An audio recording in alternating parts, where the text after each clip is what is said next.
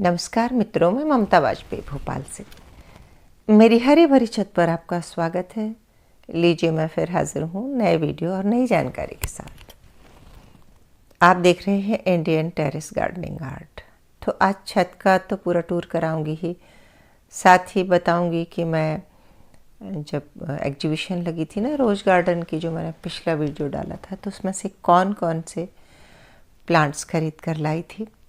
तो इसमें जो सबसे पहला प्लांट है वो देखिए, मैं ये ख़रीद कर लाई थी और इसका नाम है कुंद या कुंदा। मेरे गार्डन में ये पौधा नहीं था और इसे देखते ही मुझे लगा कि इसे तो ख़रीदना ही चाहिए। फूलों से लदा हुआ, और अब इसकी आगे की केयर जो है वो मैं खुद YouTube पर भी सर्च करूँगी, और आप में से भी जिसने अभी तक इस पेड़ को लगाया हो तो ये इसकी कैसी केयर होती है ज़रूर बताएं। वैसे जहाँ तक मैं समझती हूँ ये चमेली परिवार का पौधा है। और लाई हूँ कुछ गुलाब, देखिए कितने सुंदर। और ये गुलाब मुझे 80 रुपये का मिला है और वो कुंदा का पौधा मुझे 250 का मिला है। तो ये चूँकि वो मेला लगा हुआ था पौधों का, तो ये पूना से आया हुआ माल मुझे दिख रहा है, या बेंगलोर से, क्योंकि लाल मिट्टी है। तो ये सेम कलर के मैं 2 पौधे लाई थी। और मैं फिर एक टिप भी बताऊंगी कि पौधे खरीदते समय पूरी तरह खिला हुआ ना लें, कलियों वाला लें। तो वही मैंने इसमें किया है। तो ये भी सेम कलर का ही है, लेकिन कलियां हैं और मुझे उम्मीद है 3 से 4 दिन में ये खिल जाएगा। तो कलियां वाला पौधा इसलिए ख़रीदना चाहिए ताकि आपके गार्डन में आकर वो खिले। और एक पौधा ये और लाई हूँ। लगभग एक जैसे कलर के ही हैं, बस एक में थोड़ा वेरिएशन है और एक ये देखिए थोड़ा सा अंतर है ना। तो थोड़ा थोड़ा कुछ लाई हूँ मैं। तो और कुंदा तो आपने देखा ही। और ये एक पौधा देखिए लाई हूँ आम का, और इसका नाम है, उन्होंने मुझे स्वर्ण रेखा कहकर दिया है और पैकेट में है, लेकिन अच्छा मैच्योर प्लांट है।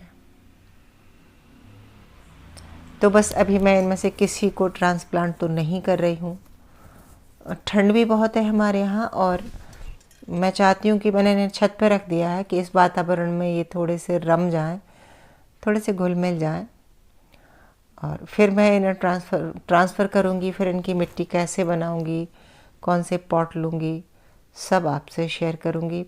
अब एक नज़र हम बगिया पर डाल लेते हैं, क्योंकि इन दिनों खूब सारा चेंज हो रहा है।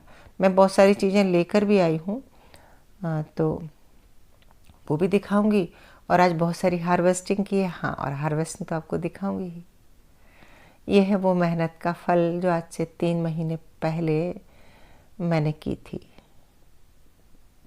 ख़ास करके उन लोगों के लिए बहुत काम का है ये वीडियो, जिन्हें ये लगता है कि सब्जियां होती नहीं हैं, और या कि जो इसका खर्चे का और आमदनी का हिसाब लगाते हैं। तो उनके लिए आप देखिए कि लगातार सब्जियां निकलती हैं, और पालक, मेथी, धनिया जैसी सब्जियां तो बहुत लंबे समय तक निकलती हैं, और उन्हें हम दोबारा या तीसरी बार भी डाल सकते हैं। अगर हम उधर सितंबर में डाला है तो अक्टूबर में डाल सकते हैं, नवंबर में डाल सकते हैं, दिसंबर में भी डलती है। और अभी बहुत जनवरी में ठंड में नहीं डलेगी, मतलब डालेंगे तो वो अंकुरित नहीं होगी। और जैसे ही थोड़ी ठंड कम होगी तब डालेंगे तो बीज आराम से अंकुरित होगा।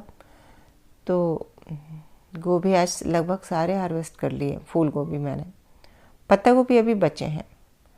और इसी के साथ खाली होते जा रहे हैं कंटेनर, और इसी के साथ खाली होती जा रही है मिट्टी। तो मिट्टी को मैंने धूप में डाल दिया है। देखिए गोभी कितने स्वस्थ हैं। और ये वो गोभी हैं जो मैंने एक बोरी को काट के, जो पेडिग्री की बोरी थी ना, उसको काट के जो कंटेनर बनाए थे। तो बहुत मतलब ज़्यादा मिट्टी में नहीं लगे थे, छोटे कंटेनर में थे। और जब बड़े कंटेनर में लगाते हैं ना, जैसे देखिए ये ब्लू वाले कंटेनर में लगे हैं, तो देखिए पत्ता गोभी की साइज़ बहुत अच्छी निकल कर आई है। जो पीछे नीले ड्रम दिख रहे हैं, इनकी मिट्टी फिर से तैयार कर दी है। और ये मैं फिर अपना अनुभव बताऊं कि इनकी साइज़ बहुत बड़ी नहीं है। तो जब मैंने उनमें ड्रम्स में गोभी लगाया ना, ये देखिए ये पत्ता गोभी बड़े कंटेनर में लगा है, तो इसकी साइज़ बहुत बड़ी आई है। और जो पीछे ये ड्रम देख रहे हैं इसमें मेथी पालक धनिया तो अच्छा होता है, लेकिन गोभी लगाएं तो हो जाता है, लेकिन छोटा फूल रह जाता है। एक कंटेनर में तो हमारी ये बायोडाइवर्सिटी है, यही फूल भी लगा है, कॉक्सकॉम जिसे कहते हैं। हर साल ये उगता है, इसी में से बीज फिर मिट्टी में गिर जाते हैं और फिर हर साल ये पौधे उग जाते हैं। तो बस, और नींबू जो मैंने पिछली बार भी वीडियो किया था कि इसमें फूल आने का कारण क्या है, बस अब मैं भगवान से प्रार्थना कर रही हूँ कि ये फूल टिकना चाहिए। तो मैं ऐसे केमिकल वगैरह कुछ यूज़ नहीं करती। फूलते हुए पौधे को फूल से फल बनने के लिए, फल टिकने के लिए चाहिए पोटेशियम भी चाहिए, फास्फोरस भी चाहिए। तो मैंने इसमें 1 मुट्ठी राख डाल दी है और थोड़े से मैंने केले के छिलके गला के वो पानी डाल दिया है। और ये एक ड्रैगन फ्रूट है, मेरा पुराना ड्रैगन फ्रूट ख़राब हो गया था, और ये जंगली प्याज है, और ये ड्वार्फ वैरायटी की चांदनी है, और देखते जाइए आप। तो ये सीजनल पौधे हैं कुछ। ये चेरी का पौधा है और इसमें बहुत अच्छी चेरी लगती हैं। और ये हमारे अडेनियम, जिनमें कुछ कुछ थोड़ी सी फलियां लग गई हैं अडेनियम में। तो अगले साल बीज तैयार हो जाएंगे। और ये वो है हमारे सेंसिवेरिया ड्वार्फ वैरायटी के। एक खाली मटके रखे हैं, कुछ कुछ क्रिएटिव करने का प्लान है, देखो कब कर पाती हूँ। और इस तरफ तो मेरी जो सब्जी है वो बिल्कुल मिक्स है, देखिए मेथी भी है उसी में धनिया भी है, और ये तो वो जैकरांदा, जो ब्लू जैकरांदा है ना, वो उसका प्लांट है जो मैं बेंगलोर से बीज लाई थी। और ये देखिए बथुआ, मैंने इसके बथुआ का बीज तैयार कर रही हूँ। भाजी के समय मैं यहाँ थी नहीं, तो मतलब फार्म हाउस पे थी, तो बहुत मैं उसको तोड़ नहीं पाई भाजी को, और उसमें ये बीज बन गया। तो मैंने सोचा बीज ही रख लेते हैं, और अगले साल मैं इसका अलग बीज रख के फिर से बोऊंगी। और ये देखो मुनगा यानी कि ड्रम स्टिक। और टमाटर जो मैंने लगाए थे वो फ्रूटिंग कर रहे हैं, अच्छे फल दे रहे हैं। और ये कुछ सीजनल हैं जो मैंने शुरू में भी दिखाया आपको। तो ये कलांचो है, और ये है मतलब देसी वैरायटी। और इसमें जो दूसरा है वो हाइब्रिड।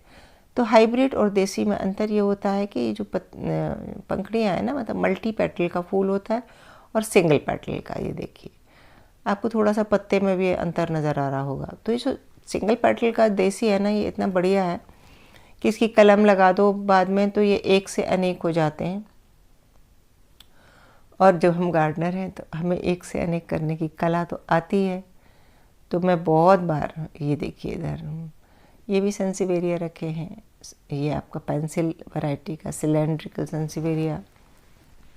हार्डी प्लांट ज़रूर रखना चाहिए कुछ छत पर, क्योंकि जब सीजनल चले जाते हैं, अभी तो बहुत है सीजनल हमारे पास।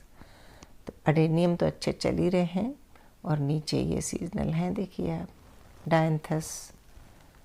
और शेवंती पूरी ख़त्म हो गई है, जिसकी मैंने कटिंग करके और उठा के मैंने रख दिए हैं, मतलब उठाकर रख दिए मैंने गमले। और ये डायंथस तो ना बहुत लंबे समय तक खिलती है। ये कलांचो एक और रखा है यहाँ पर। तो इस समय गजानिया है, डायंथस है, कलांचो है, और इसके अलावा शेवंती ख़त्म हो चुकी है। हो सकता है मैं नाम में किसी में कंफ्यूज हो रही हूँ, कई बार बहुत सारे पौधों का नाम लेती हूँ तो अलग भी हो जाता है। ये पौधे मैं लाई थी, एक बोगनवेलिया लाई थी, तो वो मैंने अब वो ट्रांसप्लांट कर दिया है। और ये देखिए मिर्च के कुछ पौधे लाई थी मैं नर्सरी से, तो ये गर्मी के लिए मिर्चें तैयार हो जाएंगी। ये पत्ता गोभी के पौधे लाई थी जब मेरा कंटेनर खाली नहीं थे, तो अब हुए हैं खाली इस हफ्ते, तो मैंने इनको पैकेट में डाल दिया था। तब तक मेरी मिट्टी स्टेरलाइज हो जाएगी, मैं उस मिट्टी को स्टेरलाइज कर रही हूँ। ये एक और चेरी टमाटो है जिनका बीज मैंने ऑनलाइन मंगाया था, और अब मैं इनमें प्रैक्टिकल देख रही हूँ करके कि कैसे फ्रूटिंग होती है। और ये हार्वेस्टिंग तो आप देख ही चुके हो। ये एक धनिया लगा रखा है, ये देखिए वही ग्रो बैग है जो फट गया था, जिसको मैंने रिपेयर किया था। सो अच्छी उगाई है धनिया, आप अभी भी बो सकते हैं धनिया। थोड़ा सा उगने में दिक्कत आएगी, देर से उगेगी, लेकिन हो जाएगी। और ये वो मिट्टी है जो मैं पलटती जा रही हूँ। तो इसमें से जो भी मुझे जड़ें वड़े हैं वो मैं साफ़ कर लेती हूँ और इसको धूप में डाल दे रही हूँ। कुछ दिन को मिट्टी का ब्रेक और सनलाइट में दिखाना ज़रूरी होता है। ये दूसरी तरफ और पत्ता गोभी लगे हैं। पर्पल वाला पत्ता गोभी अभी बहुत छोटा सा बना है, मतलब हमारा जो ग्रीन पत्ता गोभी है उसकी वो 3 महीने में फसल आ गई और पर्पल की 3 महीने में अभी हेड बनना शुरू हुआ है। तो जो एग्जॉटिक वेजिटेबल है, जो पर्पल पत्ता गोभी का मेरा अनुभव है वो ये बता रहा है कि पौधा और फूल तो सब कुछ बहुत अच्छा हो रहा है, लेकिन टाइम ज़्यादा लगता है। पहली बार मैंने ये लगाया है और मैं ये इसीलिए बोलती हूँ कि हमेशा करो और सीखो, वो सबसे अच्छा रहता है। और ये देखो, ये मेरी मिट्टी को 3 से 4 दिन हो गए हैं और इसमें मैंने पूरी सफाई करके, और दिख रही ना आपको, मैंने इसमें लैंडी की खाद मिला दी है। और जब मैं बुआई करूँगी तब थोड़ी वर्मी कंपोस्ट ऊपर से डालूँगी। लेकिन इस तरह से खाद मिक्स करके मिट्टी को कुछ दिन छोड़ देने से और एक बार पानी डालने से जो खाद में से जो पानी रिलीज होता है वो बाकी मिट्टी में मिल जाता है और मिट्टी बहुत अच्छी हो जाती है। इधर कुछ और टमाटर हैं। जब टमाटर बहुत ठंड होती है तो पकना बंद कर देते हैं। तो यदि आपकी भी ये समस्या हो रही हो तो आप समझ जाइए, और इसमें आप कुछ भी नहीं कर सकते, ये प्रकृति का हिस्सा है। जैसे जैसे तापमान बदलेगा, फ्रूटिंग तो हो रही है लेकिन उसका पकना अपने आप ही होगा चालू, इसके लिए हम ज़्यादा कुछ कर नहीं सकते। इधर कुछ में देखिए पकने लगे हैं, है ना। तो जो पक रहे हैं वो हम तोड़ ले रहे हैं, खा ले रहे हैं, और जो गद्दर हैं, जो नहीं पके हैं, उनके लिए हम बस इंतज़ार कर रहे हैं। लेकिन टमाटर की फ्रूटिंग अच्छी हो रही है।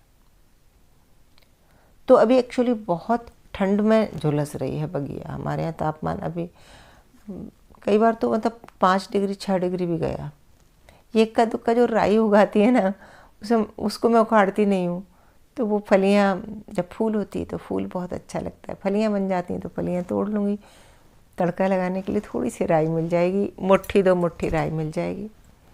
और ये देखिए फिर से इसमें मंजरी निकल आई है तुलसी में। और अभी क्या इन दिनों बिजी चल रही हूँ, थोड़ा कुछ घर में कार्यक्रम वगैरह है तो छत पे ध्यान नहीं दे पा रही हूँ। फिर एक दिन मैं यही करती हूँ कि इनकी मंजरी काटूँगी।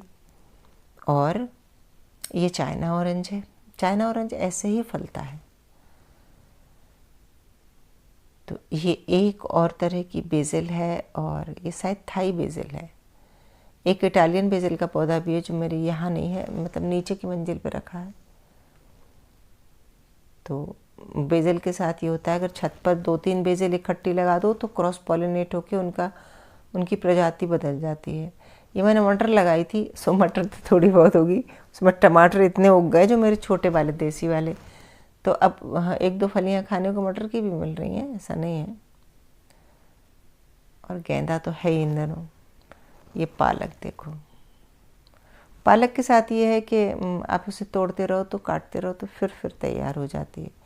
तो देखो, सच तो ये है कि अभी सब्जियां इतनी हो रही कि खाई नहीं जा रही। और ये सलाद पत्ता लगाया है, देखिए हमने, और इसका पूरा वीडियो मैंने आपसे शेयर किया था और इसने बड़ी जल्दी ग्रोथ पकड़ ली।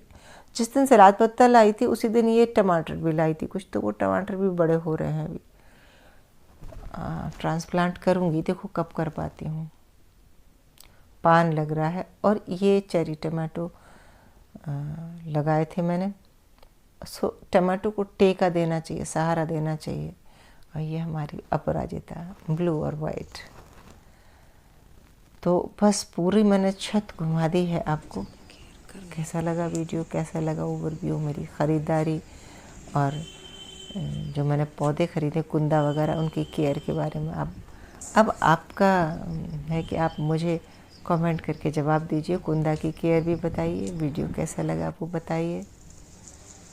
तो हम जल्दी ही मिलते हैं अगले किसी वीडियो में, ऐसे ही अपनी बागवानी के साथ समय बिताते हुए और काम के साथ।